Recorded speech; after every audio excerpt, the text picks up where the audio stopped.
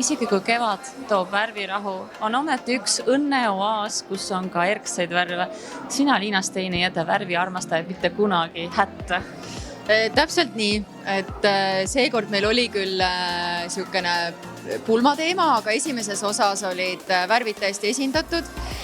Ja ma arvan, et sellel hooajal väga äge värv helesinine, heleroosa, aga ka fuksja. Fuksja on alati, see on nagu täiesti number 1, mu lemmik, hea tujuvärv.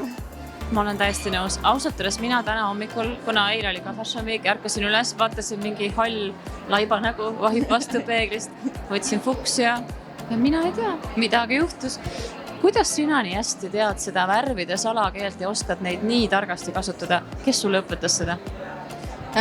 Mul ei ole keegi seda õpetanud, aga ma olen seda tegelikult praktiseerinud.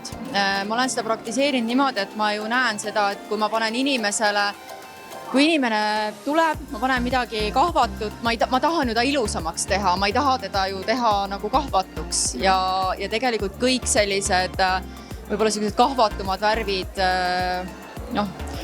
kõik ei kanna neid välja.